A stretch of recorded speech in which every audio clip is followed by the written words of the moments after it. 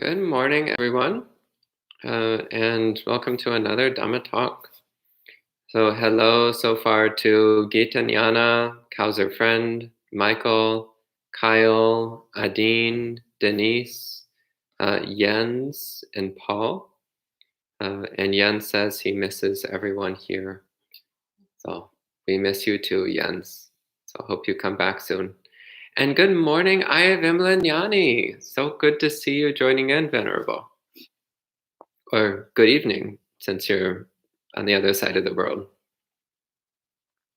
So we'll start by paying homage to the Buddha, and then I'll say a few more words about meditation practice. Namo tassa bhagavato arahato samma sambuddhassa. Namo tassa bhagavato arahato samma sambuddhassa. Namo tassa bhagavato arahato samma sambuddhassa. Buddhang dhammang sanghang namassami.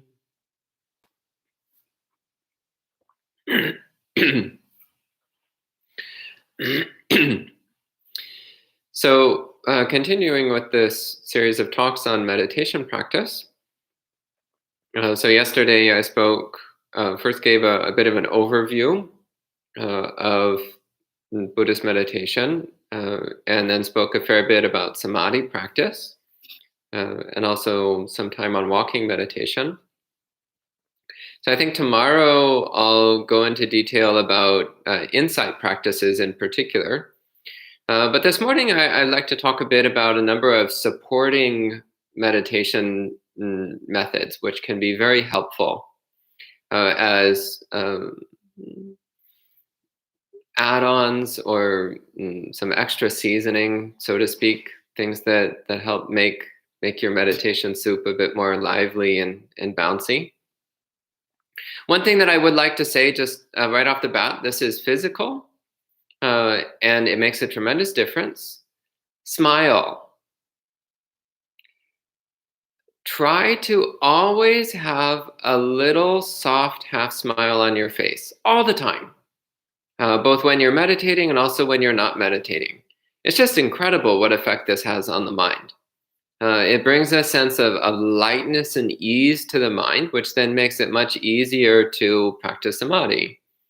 It brings a sense of subtle joy to your day. And when you're happy, you actually want to be present with your mind.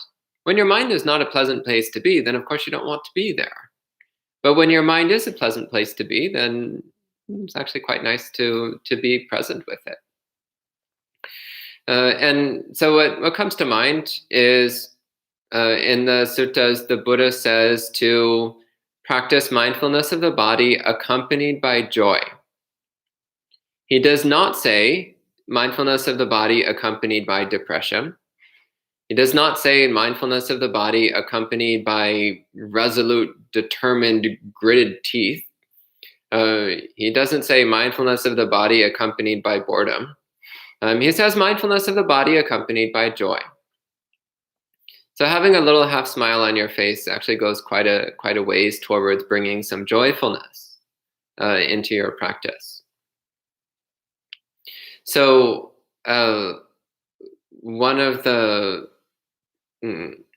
incidents with my preceptor, Ajahn Pasano, that I've always remembered over the years, he was leading a retreat, which I had the good fortune to be participating in back when I was a very junior monk. So I'd only been at the monastery for maybe a couple of years. And I had the good fortune to partake in this 7-day retreat, 10-day retreat, I think. And at one point he gave a talk about not being too serious. And the point he was making here was to have a lighthearted attitude, a relaxed, playful, lighthearted attitude towards our practice. And he gave an example of the opposite. He was like, I am a serious meditator, and I'm seriously good at making myself miserable. And so the reason this stuck in my mind, it's really emphasizing this point that if we get too heavy in our attitude towards our practice, then that just makes us depressed and downhearted. It turns our meditation into this painful, miserable slog through knee-deep frozen mud. And then we don't actually want to do it. We don't actually want to practice. And when we do practice, it's not something that we enjoy, which means that it's quite difficult to engage sincerely with our practice.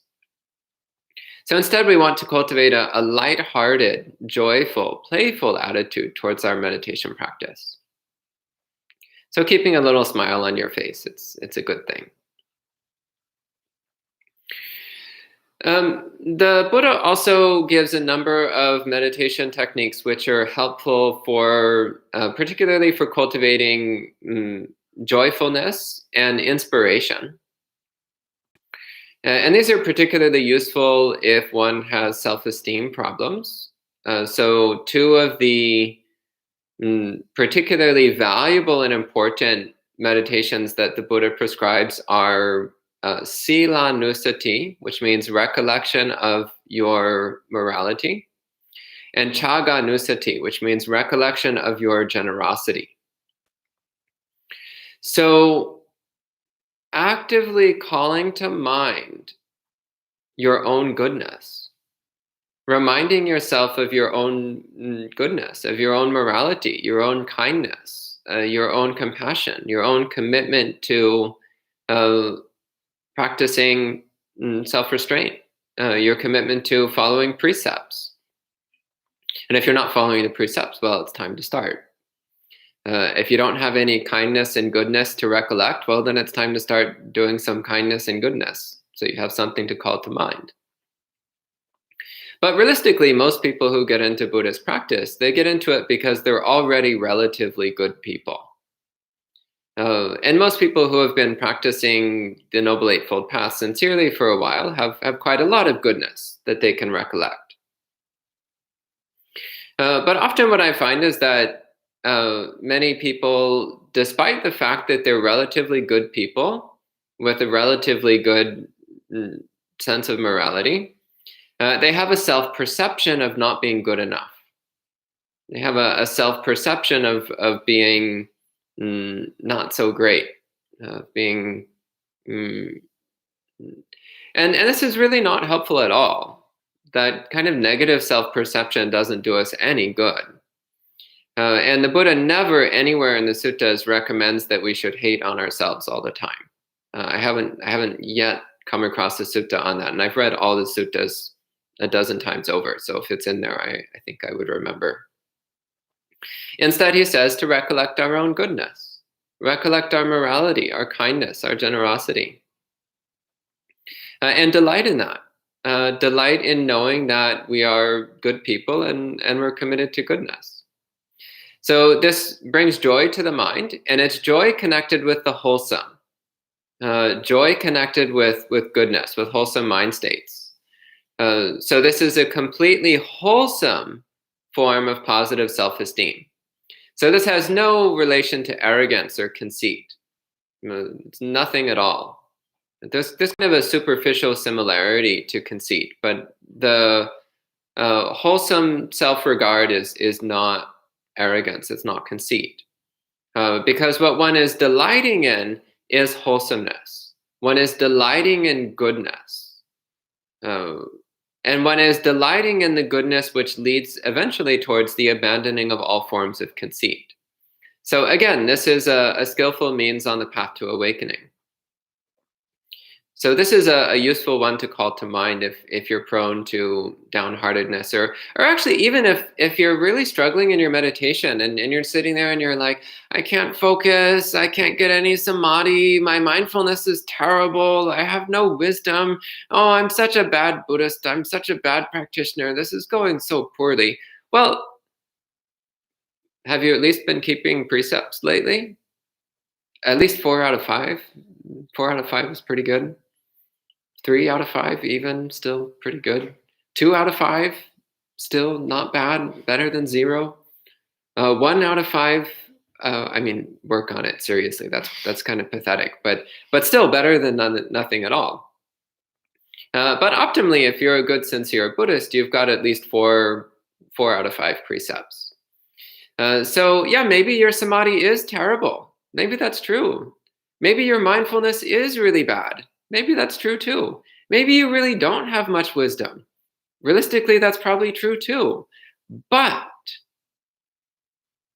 regardless, you've got morality. This is the easy one, by the way. Morality is the easy one.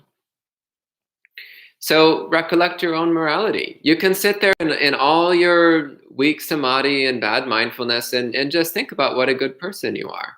And that's Buddhist meditation. And that's a form of meditation which brings joy to the mind, happiness to the mind. And the Buddha said, Sukhino chittang samadhiyati. When you are happy, the mind attains concentration. The mind attains samadhi. Sukhino chittang samadhiyati. So recollecting your own goodness creates the conditions for samadhi, creates the conditions for concentration. And it feels good, by the way, to be happy. Nice side effect there.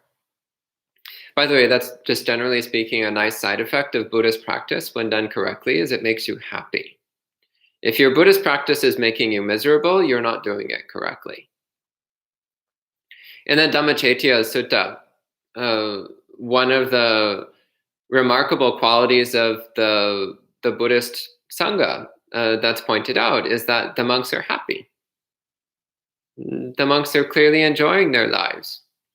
So the king he's speaking about various wonderful qualities he observed in the Sangha, and he said, when he goes to visit monastics of other religions, he's often struck by how depressed they all are. But when he goes to visit the Buddhist monks, he's like, wow, these people are really happy. They're clearly enjoying their monastic life. They're clearly enjoying their spiritual practice. So this is one of the qualities of Buddhist practice, is that it brings happiness and joy to our lives. And the related practice to recollection of morality is recollection of generosity.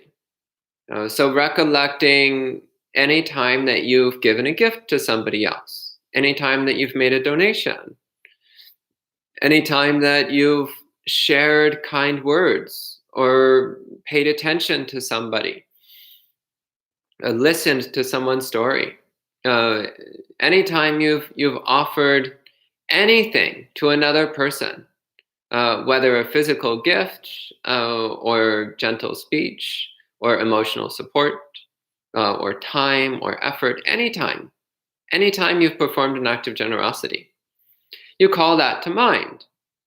So recollecting your own generosity, the happiness and joy that comes from giving. And you can also reflect on the good karma produced by generosity. You can reflect that generosity produces merit, good karma, which then makes better conditions for yourself. And those better conditions then make it easier to practice mindfulness and concentration and wisdom. So these are the ordinary good conditions which make it possible to practice higher forms of practice, more challenging forms of practice. It makes it easier. So when our ordinary worldly conditions are really bad, then it can be quite challenging to meditate well. But when our ordinary worldly conditions are pretty good, then we don't have so much to worry about, and we can focus more intently on our practice. Another important supporting practice that the Buddha recommends is recollection of the Buddha. So Buddha Nusati. So recollection of Buddhas. Traditionally, the way this is done is through recollecting the 9 qualities of the Buddha. which in Pali is Itipiso Bhagava Arahang Samma Sambuddho Vijacharna Sampanno Sugato Lokavido Anutro Pursidhamma Sariti Satta Deva Manusanang Buddho Bhagava. So this short verse, which is commonly chanted in Buddhist monasteries, is list of the qualities of the Buddha. So that the Buddha has, he's the fortunate one. He has the most precious and valuable form of wealth, which is the wealth of limitless wisdom and compassion, the wealth of having attained awakening. He's the fully self-awakened one. And this applies to any Buddha, by the way, so not just to Shakyamuni, but all Buddhas throughout space and time, regardless of their particular conditions. So they're fully awakened beings. They've woken up from the dream of delusional misperception and seen reality for what it really is. Their knowledge and conduct are perfect. There's nothing blameworthy in anything that a Buddha says or does. Their actions are always impeccable and blameless. Their actions are always completely wholesome and good. There is no fault that can be found in anything that they do. Sugato. So sugato literally means well gone, or with a good path, a pleasant path. In other words, everywhere they go, they're having a good time. So a Buddha is never depressed or downhearted. Their life is a sublime and peaceful and pleasant life. And it's peaceful and pleasant because they've purified their own minds. They've eliminated all defilements from their own minds. Lokavidu, this means the world knower. So a Buddha understands the world in all of its facets and details. They're not surprised by any aspect of the world because they understand it. They understand how the world works. They understand how causality works, how things come into being and how they cease. Anutro Purasiddhamma Sarati. So a Buddha is the perfect teacher. Anybody who wants to be taught the path to awakening, anyone who wants to learn how to attain enlightenment, the Buddha knows how to teach them. A Buddha is capable of instructing anyone who wishes to be instructed. Satta Deva Manusanang. He's the teacher of both angels and humans. In other words, a Buddha has such a deep, thorough, and profound understanding of the world that even angels and gods and demons and all kinds of non-human supernatural beings, not even they have anything on top of the Buddha. Not any spiritual being or supernatural being has deeper wisdom or broader understanding than a Buddha. None of them has more power than a Buddha. Buddha and Buddha, they're fully awake. They're the awakened ones. So recollecting these qualities of a Buddha, what a wonderful, magnificent, majestic, and praiseworthy being a Buddha is. And recollecting that there was a Buddha here in this world not so long ago. Recollecting that there was a human being who perfected their own mind and attained awakening, and that we can do the same. We also have the capacity to become fully enlightened, just as Siddhartha Gautama did not so long ago. And just as countless disciples of Siddhartha Gautama did. So both male and female, of all strata of society, all classes, all races, all backgrounds. They were all capable of attaining enlightenment by following the Buddha's instructions. And that carries on all the way down the generations to the present day. So we also have inherited the wisdom of the Buddha, and we also can apply that wisdom and become enlightened ourselves as well. And recollecting also, as I mentioned earlier, this is not the qualities of just one Buddha, but of all Buddhas. So there are countless Buddhas, past, present, and future, across infinite worlds. So this is not just one Buddha, but rather it's a universal quality of being, a station of being, which is accessible to anybody who follows the proper course, anyone who follows the Dhamma. So recollecting the Buddha can bring a lot of joy to the mind. Recollecting Buddhahood as something attainable by every being, including ourselves, also brings joy to the mind. I've met a number of practitioners over the years who have this arrogance of believing that they are incapable of attaining enlightenment. This conceit of believing that they somehow are special in a bad way. They're especially bad, but they have this special self-conceit of believing that they're not capable of attaining enlightenment. Utterly absurd. Buddhahood is accessible to all beings by its very nature, by its very definition.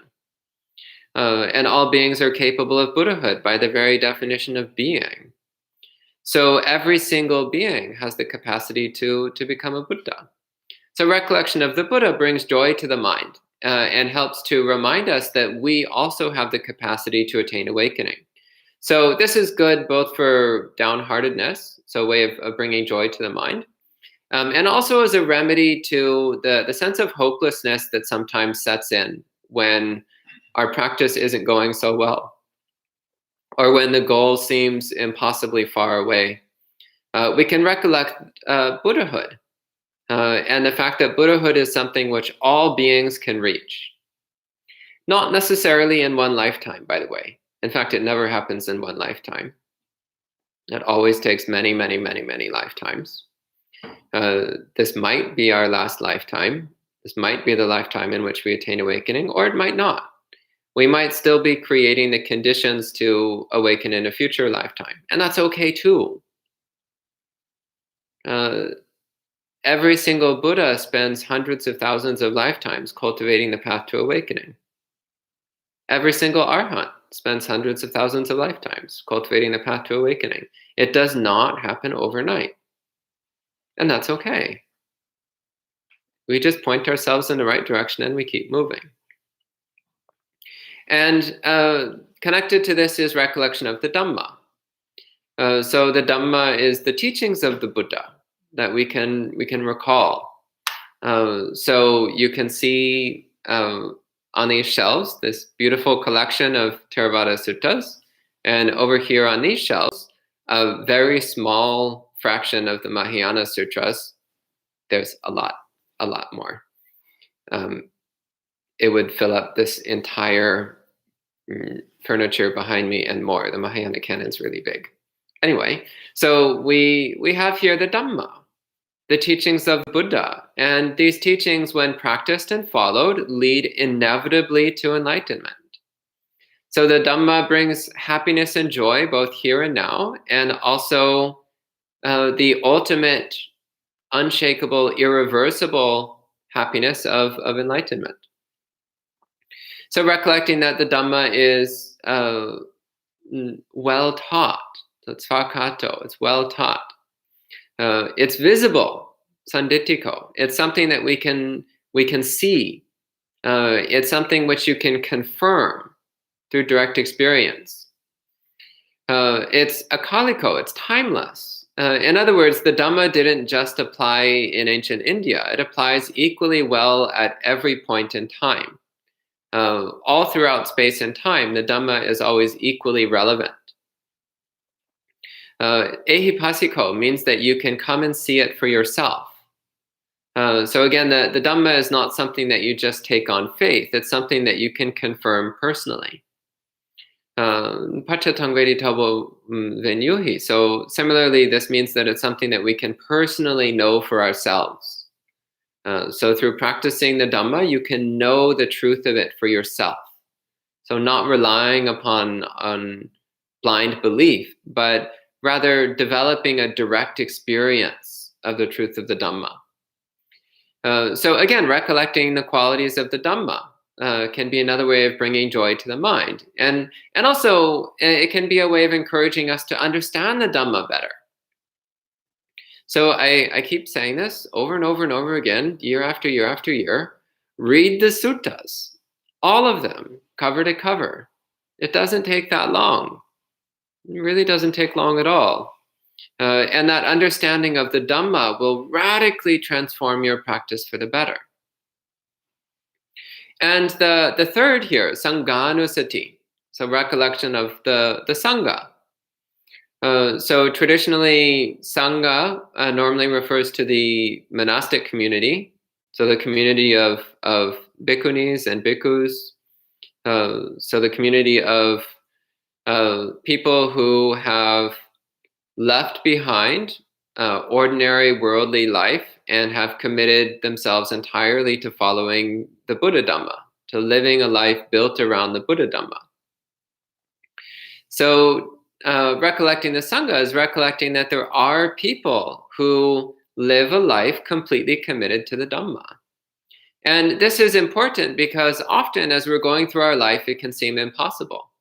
Like, how can I live a life built entirely around the Dhamma when I have all these worries and concerns and duties, and I need to do this and I need to do that, and I have to go to my job, which is not quite wholesome, and deal with my boss, who's not quite wholesome, and my coworkers who aren't quite wholesome, and my family members who aren't quite wholesome, and my friends who aren't quite wholesome, and I'm doing lots of things that aren't quite wholesome. And it's like, well, yeah, that's true.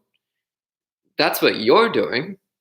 But there are other people who are living a life which is committed to spiritual perfection, who are living a life which places Buddha Dhamma as the most important thing. It's doable. It's possible. So the Sangha is an example. The Sangha is setting an example that it's possible to live a life of Dhamma. One doesn't need to live a worldly life. One can live an entirely perfect and pure spiritual life. And of course, this is not to say that all bhikkhus and bhikkhunis are living a perfect spiritual life. But in theory, we're trying. And we've taken on the commitment to trying. That's one aspect of taking refuge in Sangha. Another aspect of refuge in Sangha, another use of the word Sangha is that it refers to all beings who have attained some stage of awakening, who have attained at least stream entry. So everyone who's had some kind of direct, profound realization of the Buddha's teachings to one degree or another. And this also is important because it emphasizes the accessibility of awakening, the accessibility of realizing the Dhamma. So taking refuge in Sangha is recollecting that there are people, even today, there are people who have followed the Buddha's instructions and realized for themselves through direct experience the truth of the Buddha's words. So again, this brings up a sense of joy and confidence in the mind. Confidence that awakening is possible. We can do it too. It's within our reach.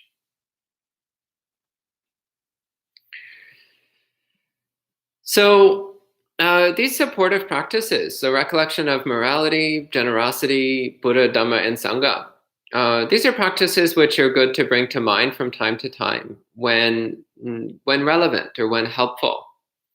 So if you're not much familiar with these practices, then I recommend actually taking whole periods of meditation just to focus on one or two of them and really try to develop a deep sense of each one. As you become more familiar with them, then you can bring them up in micro doses when needed. So like during a meditation period, if you notice that your mind is slumping into downheartedness or low self-esteem or a sense of hopelessness or whatever it is, then you can just drop in a few seconds even of one of these meditation techniques, just like microdosing a little bit. And you'll see how it brightens the mind. It reinvigorates the mind, brings inspiration to practice back into the mind. So these are really useful techniques to get some familiarity with, so that then you can splash them in from time to time when they're needed or when they're helpful. And of course, you can always spend a whole period of meditation on one of them if you wish. And for completeness sake, I should also mention there is a sixth, in the standard list of 6 recollections, there is a sixth one, which is recollection of the devas, the angels, the celestial beings. And actually, there's another 4 after that for a total of 10. But that would be getting a little outside the scope of the talk that I want to do this morning. So the main point of recollection of the devas, by the way, recollection of the devas is an extension of the recollection of morality and generosity. So one calls to mind the devas, the angels, celestial beings, demigods, who live extraordinarily pleasant and peaceful lives in heavenly worlds. You call to mind the existence of such beings. And you recollect, they reached that lofty, wonderful state of being through cultivating generosity, morality, mindfulness, concentration, wisdom. I also have been cultivating generosity, morality, mindfulness, concentration, and wisdom. So I have been cultivating exactly the same qualities that those devas cultivated in order to become devas. So I also have the necessary qualities to be reborn as a deva in a future life.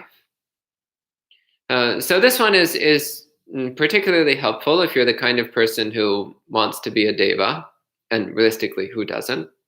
Or the kind of person who thinks, well, enlightenment is pretty far off, but I can at least shoot for a pleasant rebirth, which, I mean, fair enough. Second best is better than nothing. But also it's useful for counteracting the tendency to think that the devas are somehow better than us or superior to us. Because they're not. They're actually not so different than us. They've just cultivated a lot of good karma. And they're experiencing the pleasant results of having developed a lot of good karma. But we also have cultivated a lot of good karma. And when the time comes, we'll experience the pleasant results of our good karma, even up to heavenly rebirth as a deva of one sort or another. And in fact, we've been devas countless times in the past. And if we don't attain awakening in this life, then we'll be devas again in the future. So this can be another way of invigorating ourselves. It's like, well, okay, maybe enlightenment isn't going to happen, but deva rebirth, that's looking more accessible. Okay, I'll keep up with this Buddhism thing, because at least I'll get a nice rebirth, if nothing else. So that can also be a way of giving us a little bit of comfort, a little bit of solace, so that we continue with our practice. But again, I recommend focusing more on the first 5. Recollection of the devas, I have had success with from time to time. It is a meditation practice that I like to use. I've also had much success with doing metta for devas. In fact, my first real breakthrough with metta meditation was doing metta for devas. Humans are hard to have metta for. I've always found it difficult to have metta for humans. But devas and cats, those are easy for me. So starting with metta for devas and cats, then I can eventually work myself around to also loving my fellow humans. So that's another way that I found recollection of the devas to be helpful in my own practice. But as for metta meditation, I'll be talking more about metta meditation next week, so I don't want to go into detail on that today. But again, at this time, just re-emphasizing these 5 core supporting meditations. So recollection of your own morality, your own generosity, recollection of Buddhas, recollection of the Dhamma, and recollection of the Sangha. So I think at this time we can go ahead and take some questions. I see there's a couple of questions already. If you have more questions, please go ahead and type them in. So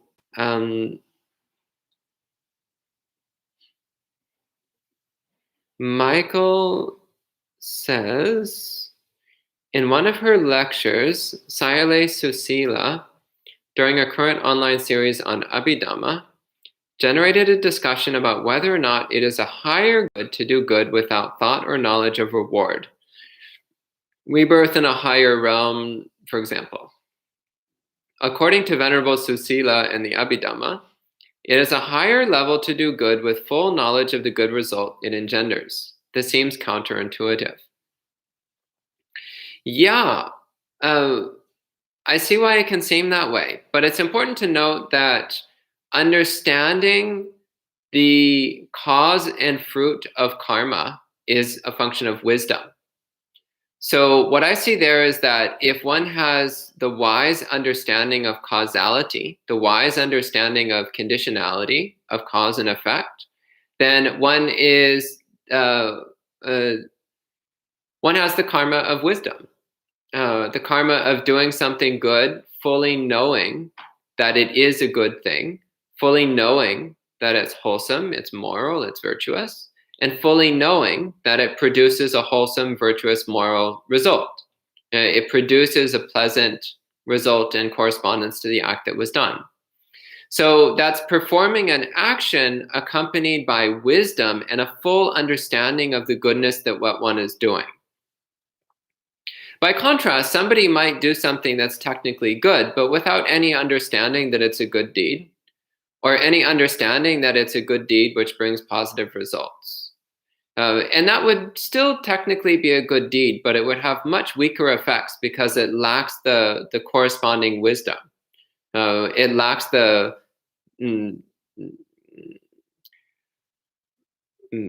potency, the added potency that would come from having a clear, wise understanding of exactly what one is doing, how good it is, and the positive results that come from such acts of goodness. So that's what I think she's getting at there.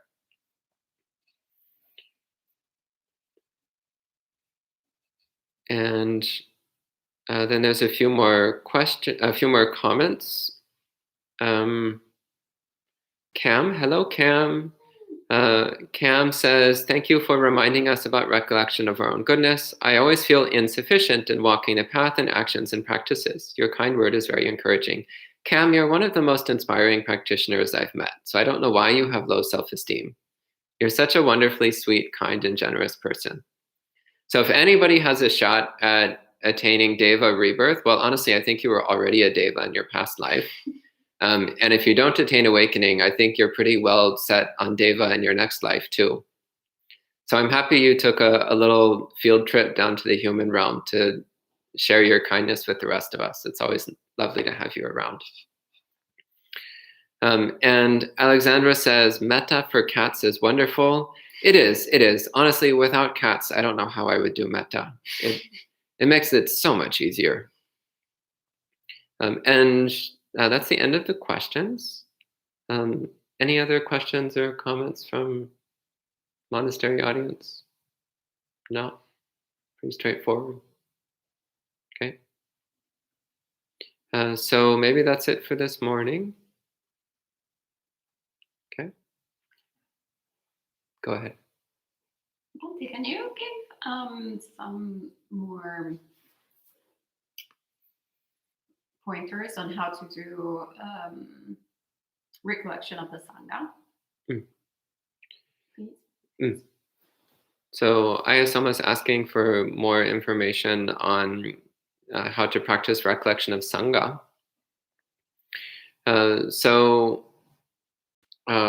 One thing I'd like to emphasize with all of these meditation practices is that you can be creative with them. So you don't necessarily need to follow a set procedure.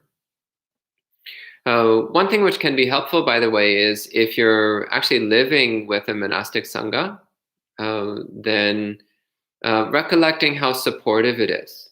So recollecting the support of living with other spiritual practitioners, and cultivating a sense of appreciation for your fellow practitioners. Appreciation for your fellow practitioners who help you practice morality, who show up in the meditation hall on time to encourage you to practice meditation, who come to the chanting, because chanting is always nicer with a group than with one person, who are there for discussing the Dhamma and encouraging one to understand the Dhamma, to live a life centered around Dhamma.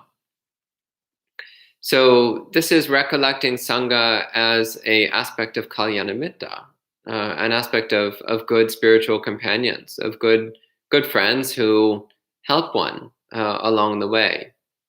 So that's one form of recollection of Sangha, which I found quite beneficial. Another aspect of recollection of Sangha is recollecting that we're not alone in this path, that there are actually hundreds of millions of Buddhists in this world alone, who are all committed to one degree or another. They're all committed to respecting Buddha, Dhamma, and Sangha and trying to live in accordance with Buddha, Dhamma, and Sangha. And we're part of this. We're part of this vast globe encircling throng of people who place great value on Buddha, Dhamma, and Sangha. People who appreciate the virtues of wisdom and compassion, who appreciate the attainment of awakening. So that also I find encouraging, especially living in a country where Buddhism is a minority. There's not that many of us here in the United States. But there's a lot of us around the world. There's quite a lot of us around the world. So remembering that we're not alone. There's many, many, many, many, many Buddhists in the world. There's many, many, many, many bhikkhunis and bhikkhus in the world of various traditions. And they're all rooting for us. They're all wishing the best for our practice. They're all on our side and hoping that we do well. So that's another aspect of recollection of Sangha, which I find really helpful. And Kumu asks, does the Sangha also mean the Eightfold Path? I have read this somewhere. No, it does not. No.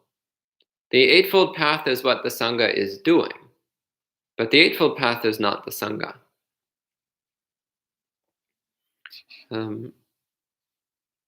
Okay, anything else? No? Okay, so I think we'll go ahead and end for the morning. So this evening, you'll have a guest teacher, Bhante Suddhaso. So one of our lovely monk friends who's in California will be joining us remotely from California. So you'll get a chance to do some meditation and listen to a talk by Bhante Suddhaso. And then I'll be back with you again tomorrow morning and tomorrow evening. So we'll go ahead and end with 3 sadhus. Sadhu, sadhu, sadhu.